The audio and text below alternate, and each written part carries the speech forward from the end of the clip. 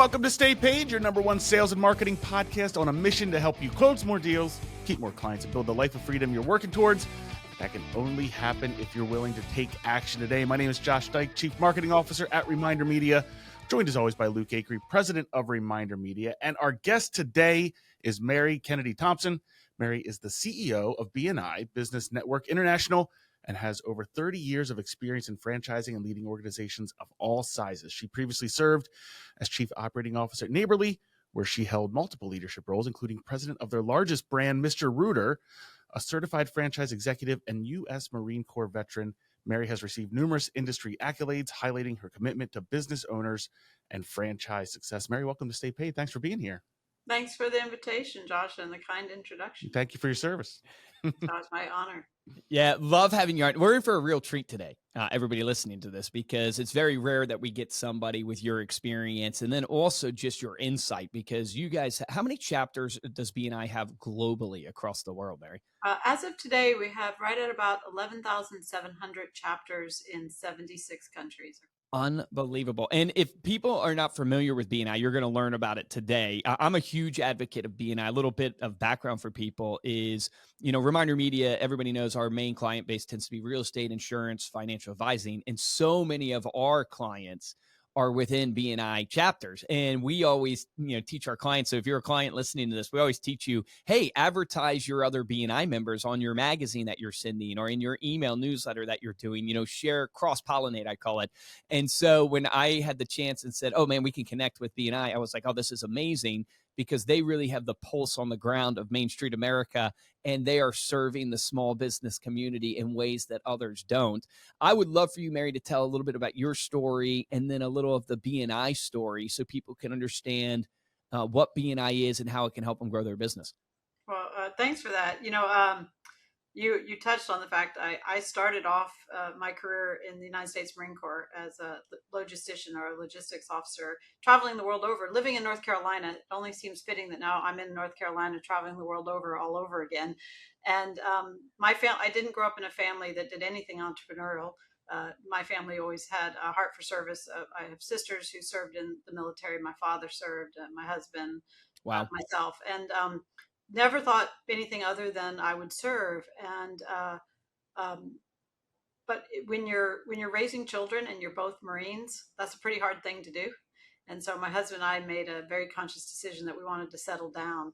And I did sales for a few years. I always have appreciated. I think sales is probably the most honorable profession out there, because if you're doing it right and when you're doing it right, it's meeting a need and meeting a want, and it's figuring out what that need and want is, and then taking care of that. And so I've always leaned towards, my job is to help find what people need and want. At BNI, our core value is givers gain, is give first, because it unlocks everything else. And when you give first, you understand, then you can figure out how you can best help them.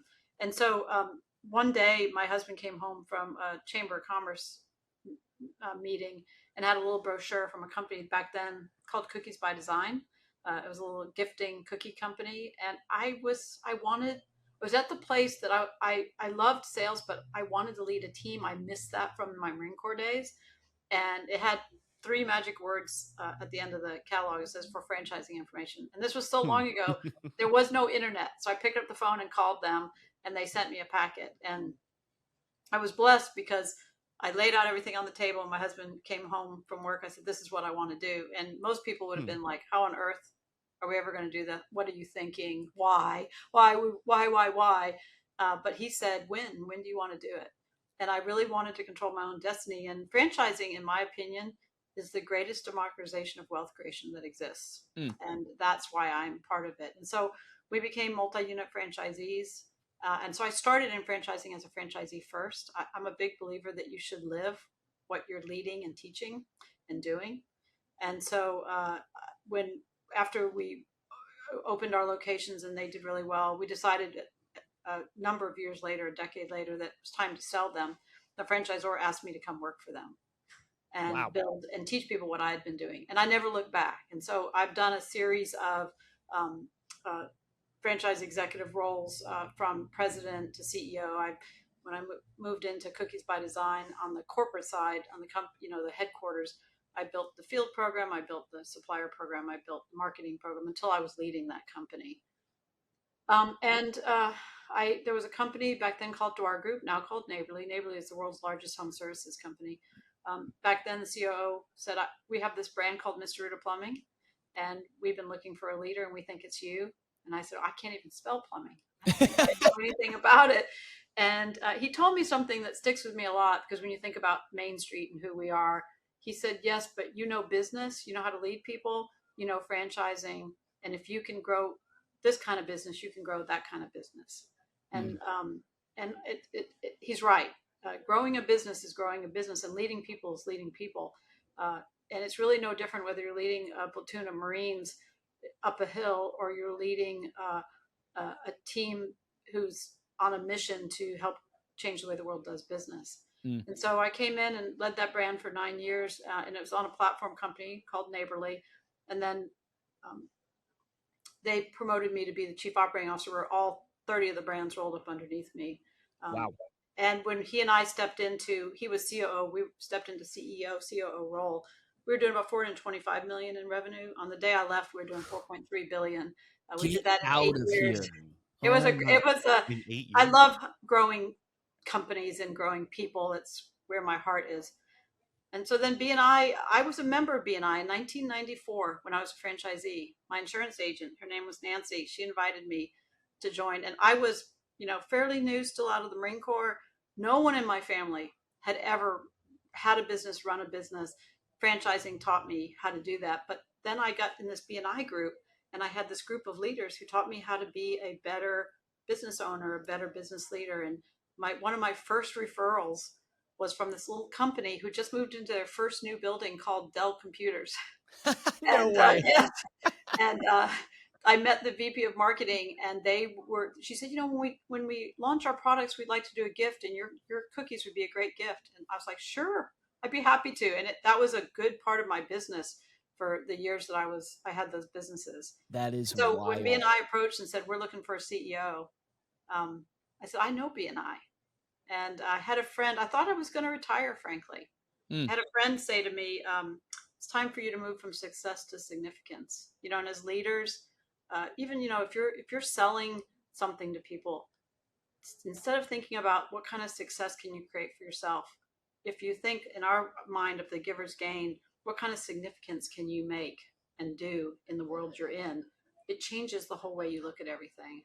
And so I'm just wrapping up 2 years here. We've had 2 years of great growth, and it's such a, it's a values, it's a values company. It's a high culture. I've had the privilege of being part of 4 high culture organizations: the family I grew up in, the Marine Corps, Neighborly, and now BNI. And I really don't want to be anywhere else.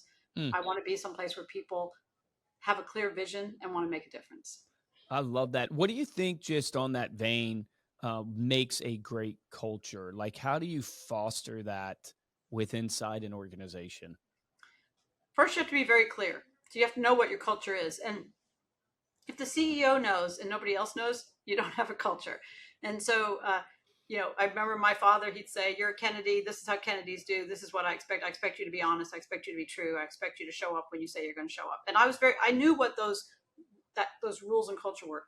The Marine Corps said, "I expect you to make sound and timely decisions. I expect you." And so I was very clear on that. Neighborly says, we expect you to have respect in how you deal with people, to make sure that you only make agreements you're willing, able, and intend to keep, and those things. And BNI says we expect that you lead with giver's gain, that you're a lifelong learner, that you build relationships. And so, first and foremost, you've got to be very clear about what that is. And I could go out to any member we have. I could walk out my office door right now and ask somebody, can you name our values? They could do it. And do you know our vision, which is to change the way the world does business? Second thing is, you have to reward people for living those values. So you have to notice them and see them and reward them and live them. And I remember a long time ago when Neighborly was first putting their values in place, it was a long time, it was like 25 years ago. The leader said, here are the values that we're going to live by. And if you catch us making a mistake, you can beep us. I'd love to tell you I never was beeped, but I was beeped. One of the values was speaking calmly and respectfully without profanity or sarcasm. And I got beeped a few times. So if you don't allow yourself to be held accountable to those values as a leader, you don't have culture. And then the last is that people are very clear that what they're doing is bigger than what they're selling. So, we're selling a BNI membership. Come in, join a chapter. It's going to help you grow your business. But what we're doing is changing the way the world does business. Because you know what? It's not the politicians that are going to bring the world together. It's the business. Amen to that. Yeah. It's Main Street. It's people who want to do business across the street, across the state, across the country, across the globe. And so so be very clear about that. But leaders who say we have a culture, but then they break those rules all the time, they don't. Can you kind of give the audience an idea of like how BNI works, what the benefits are, and then I would love to hear kind of what's your vision for the future of BNI. Oh, thank you. Yeah, I'd love to share that. So a BNI chapter has about 31 members. And in the chapter, there's no two industries or businesses that are the same. So there's one realtor, there's one financial person, there's one plumber, one electrician, and they meet every single week. And what we say is we don't sell to our members, we sell through our members. So what our members do is, and the reason that what we do is so impactful and profound is we have a lot of networking is really a discipline and a science. It's not an art, it's a discipline and a science. We meet every single week. So like I'm a member of a chapter. If I ran a hamburger company, I would eat a hamburger every single day. Thank goodness I don't, because it would not be good for me. But I'm a member because I want to go through what my customer is. When I led Mr. Rooter, I became a licensed plumber because I want to understand what my plumbers are going through. So I can make you a great cookie and I can fix your toilet. I just won't do it at the same time.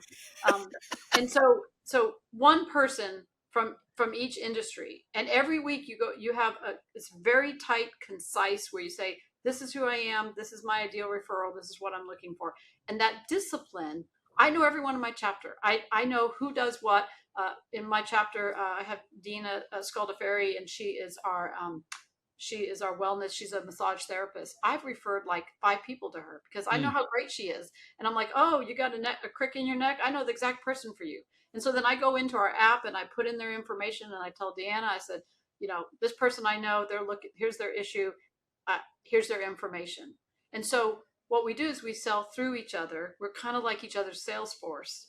And we get, because of the discipline of every single week meeting, we know what we do. We've had experience with each other. People do business, people they know and trust and like. And so it creates that. And I kind of think of us as the answer or the antidote to what's happening in the world. I use AI every day. I love AI. I use digital. I'm a digital person. But with all of that comes a loneliness and a not understanding what's real. But when I'm in that meeting, I know what is real. I'm very, very clear about what is real. And when I tell my friend, this person is really good, she believes me because she knows me and she knows that I'm not going to refer somebody because that's my friend, that I think is not going to do a great job for her. And so that's how we work.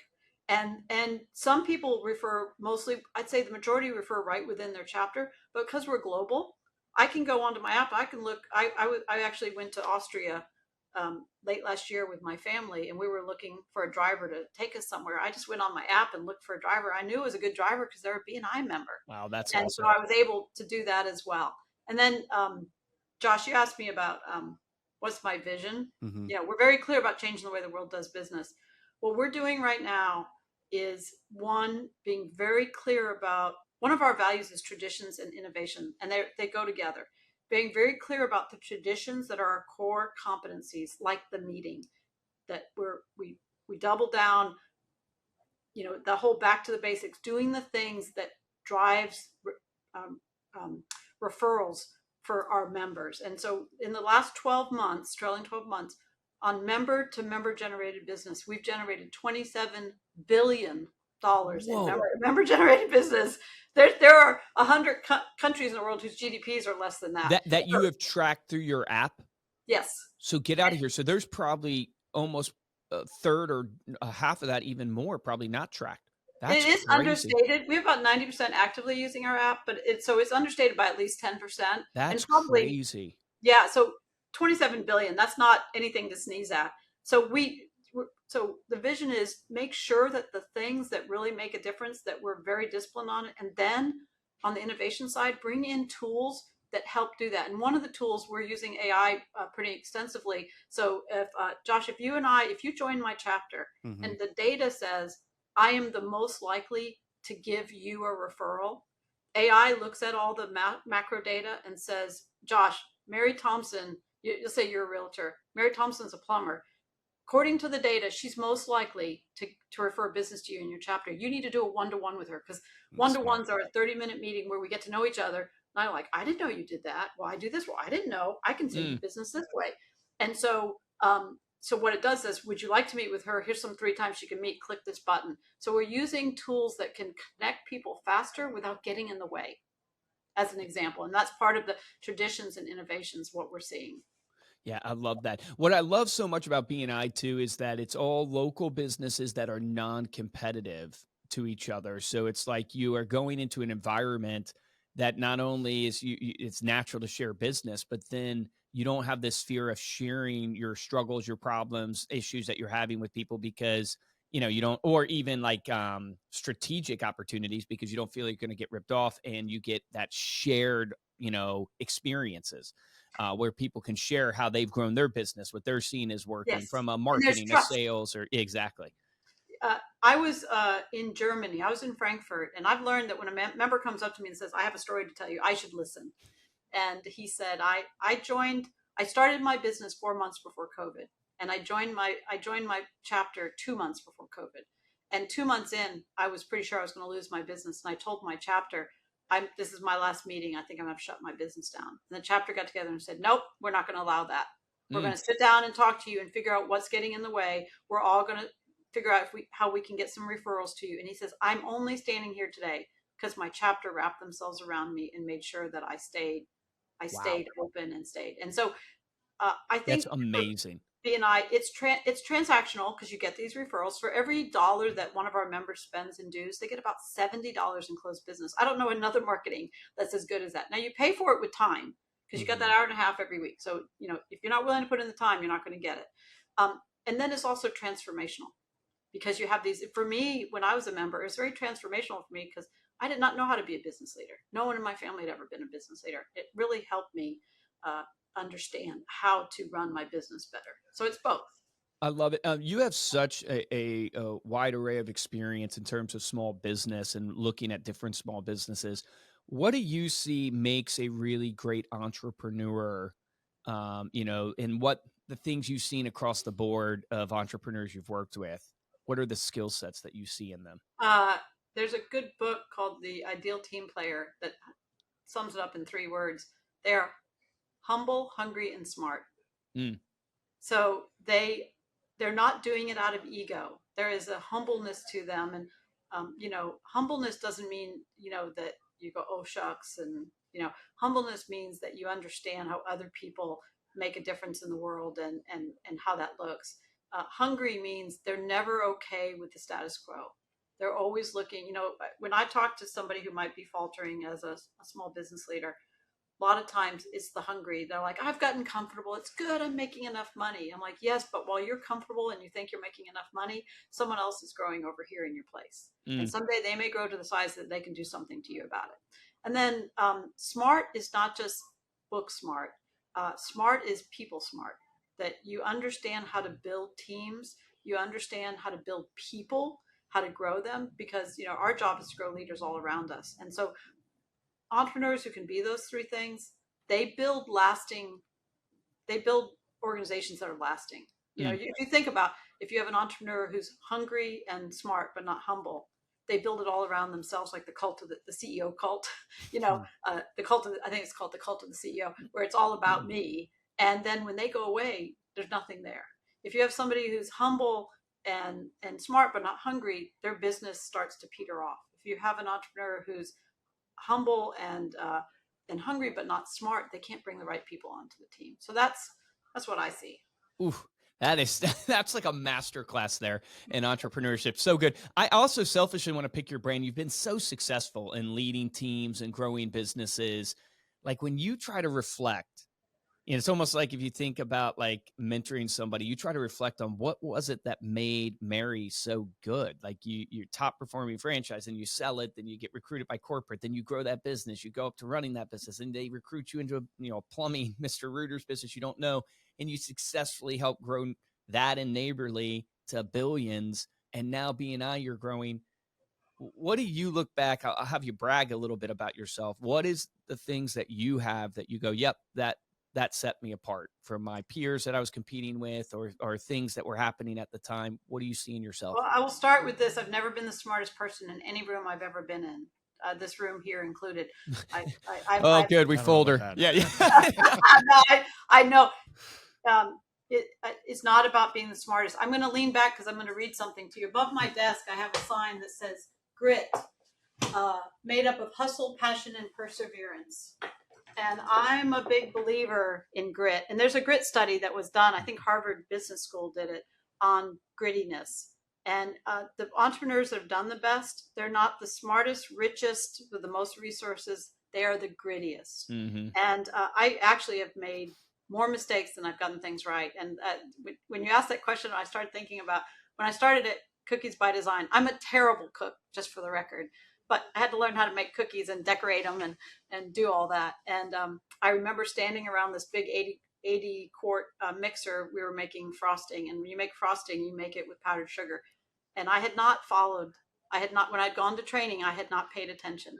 And I had my new baker there, and I said, okay, put these 2 50-pound bags of powdered sugar in the bowl, and we're going to turn the bowl on. Well, that's not the way you're supposed to do it. You have to get them wet a little bit before you turn the bowl on, or else imagine the plume of powdered sugar that goes everywhere. And so we turned the mixer on, this plume of powdered sugar. And my new baker looked at me and she said, I thought you knew what you were doing. And I was like, no, I don't, apparently.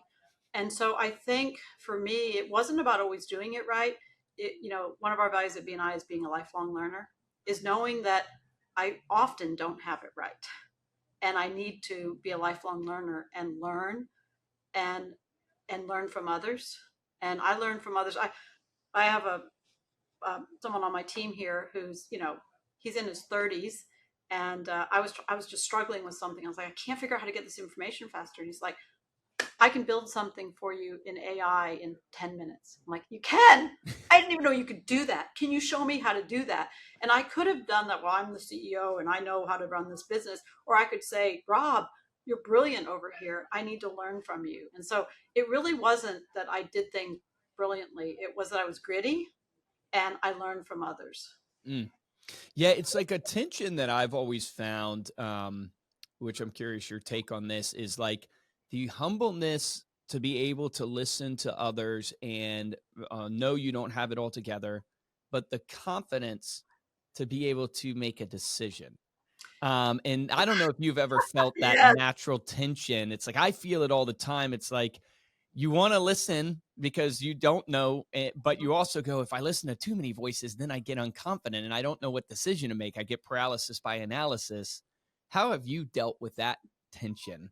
Well, the Marine Corps teaches, one of the 11 Marine Corps principles is make sound and timely decisions. And part of what, I tell people here all the time, I'd rather execute on a 60% idea that we execute 100% on than have a 100% idea that we just can't get off the launching pad on. And so when I work hard not to be the first person to speak, not always successful. I work very hard at being a good listener. It's taken me years to get there.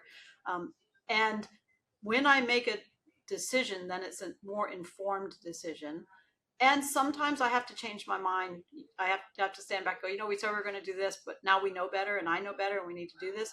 Where I stand very firm is on what I call my non-negotiables, which are integrity. I tell people you can make mistakes all day long, as long as you're not making the same mistake over and over again. Because if you're making the same mistake, you're not learning. Mm-hmm. But if you make a mistake of integrity, I can't come back from that. Mm. So is it, and I've heard this phrase said a dozen times or more, managers do the right things, do things right, leaders do the right things. Mm. So it's like where I stand tall or strong is this the right thing to do? Does it serve our customer best? Does it serve our franchisees best? Does it serve our organization best, in that respect? And number one. And then number two is, are we doing, what you talked about, paralysis of analysis? Have we talked about this so much that we can't get it off the ground? And so at some point I'll be like, you know what, we're at 65%. That's enough for us to move. Let's move. So normally when I make a decision, it's a decision on to act and to move toward that. Because my job is to inspire and motivate people toward action, so we can get things done. Yeah, super well said. On that vein, because you have to work with franchises and you don't really control them. You maybe control certain aspects based upon the agreement and stuff like that, but you're really dealing with an entrepreneur, right? They got into business Oh, yes. for themselves. And I see this in the real estate world a lot because we have a lot of real estate clients. It's like they have 1099 real estate agents at their brokerage, right? And they don't really control the agent's time. Or like my brother owns a real estate team. And one of the struggle, we have agents on the team, 9 agents, and it's like they're really their own boss. How do you motivate people where they're not? You obviously don't control their time in the sense of like you can't force them to do things, I guess is the words I'm looking for, but you want to try to inspire and encourage them to do the right things. Have you found any tricks of like working with people who want to be their own boss, but guiding them in the way they should go?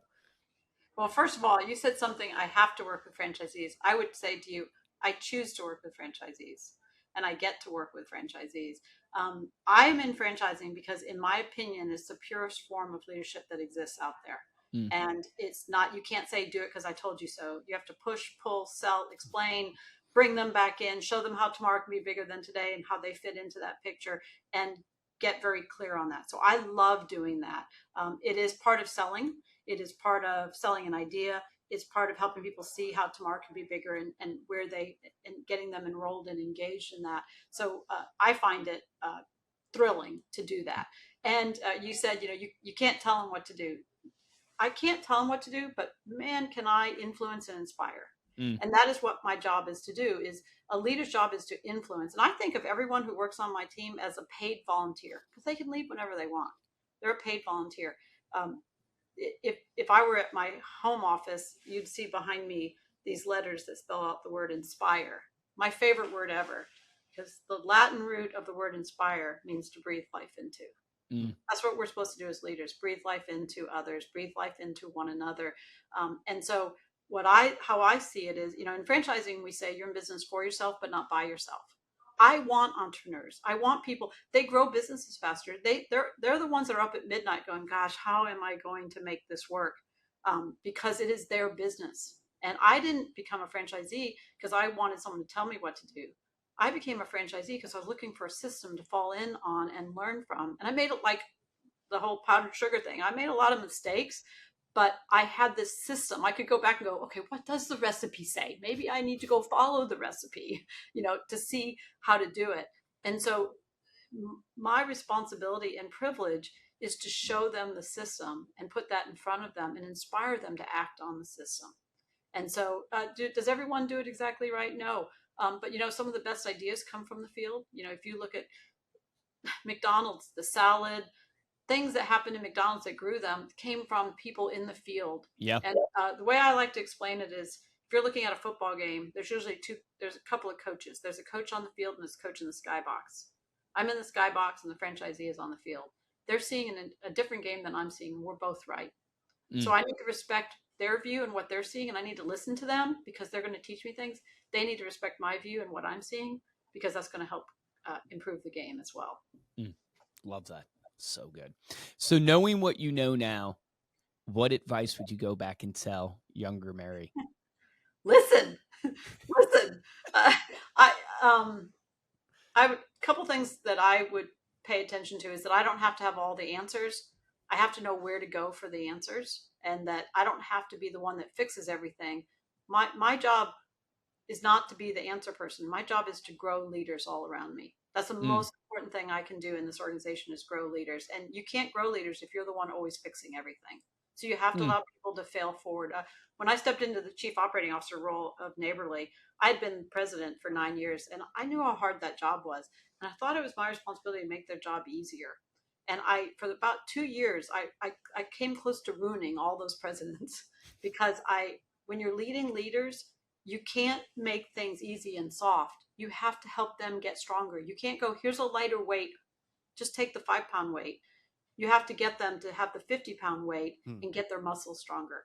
And so I had a couple of leaders I ruined, and it still bothers me to this day, because instead of making them stronger, I made them weaker. And so I wish I knew that. And then the last thing I tell people is, in your organization and as a leader, your job is to, and a good friend of mine told me this, is to change people or change people.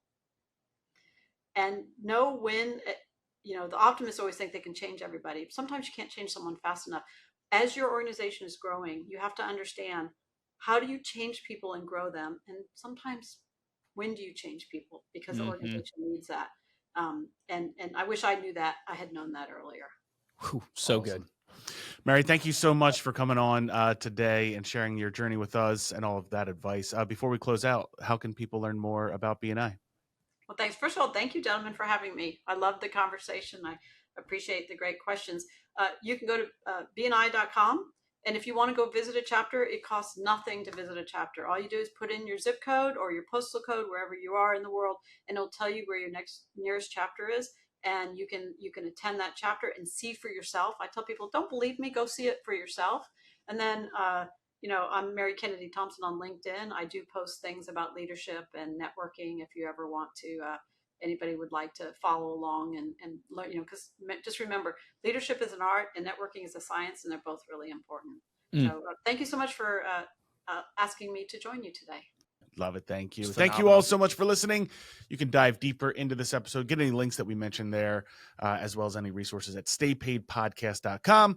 You can get all of the show notes there as well. If you like this episode and want to show your support, go to youtube.com/remindermedia. Make sure you're subscribed to the channel and give this episode a thumbs up. The best way to support the show is to refer it. Share this episode with somebody that you know. If you want to get a hold of me or Luke, you can email us, podcast@remindermedia.com.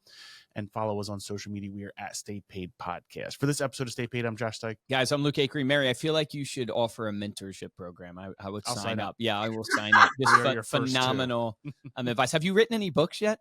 No. I didn't think so. I tried to. I was researching you, and I said I haven't seen. I was like, so. Anyways, after this podcast, time for it. BNI. A lot of people in BNI write books.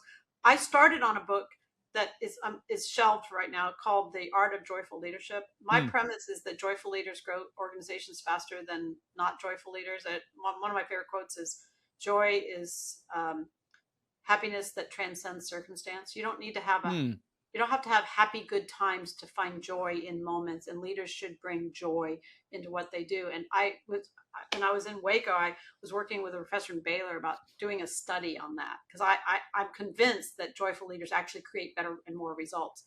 But then life got busy, and I love that concept, especially because the concept of the energy, leading with energy and stuff like that has been not like people talk about all the time. But I love the angle of the joy, because not a lot of times energy doesn't necessarily mean joy. And I love that. And we need a lot more of that in leadership in the world, because as a leader myself, and Josh, you can probably attest to this, it's really hard not to get cynical and jaded, because, because it's hard when you're leading people, you get jaded along the way, because betrayal happens, things happen. And, all of a sudden you get scars, and you don't want those wounds to be opened up again. And before you know it, you're not leading through joy. So anyways, all that to say, I would buy that book. Well, right? One day I'm going to do it. I've been so busy with life and still fairly new in this role, and learning, how to be a CEO. Who knew I would enjoy being a CEO as much as I have enjoyed it? Well, I can tell why you are crushing it. Just absolutely amazing. It really has been an honor being able to get to know you and hear your story and advice. Just so many good pieces of advice that I took away from it. I would encourage everybody listening to this, right? We always try to close out with an action item. And I want to encourage you as an action item, go check out BNI, because I really believe in BNI and what they do, because I've seen it help so many. We have thousands of small business clients all over the nation, and I've seen it help so many of our clients because of the networking effect. And you guys know me, I'm a huge believer that relationships are the key to business. And this is a way to be able to foster incredible relationships with other business owners. So please go check out BNI and just go visit a chapter, because I think it could change your business. But an action item I want to give you apart from that is, this whole idea of giving. And how are you giving? Not only, like I often like to say to people, if you want a lot of referrals, are you a great referrer of business? Because are you actually giving? Because I promise you, the people that get referrals all the time, they are the great referrers. They are the connectors. They are just connecting people left and right. So I want to challenge you today as your action item to sit down and go, okay, how can I give to either some people in my database right now, maybe past clients, current clients, or some other local businesses today that are in my community? What can I give? Can you promote them on social and post about them? Can you send an email out to your email audience and actually promote a local business? Can you just connect and go give a cup of coffee to another business owner and just invest in their life? Remember, the difference between top producers and mediocre producers in every business is top producers take action. Take action on that today.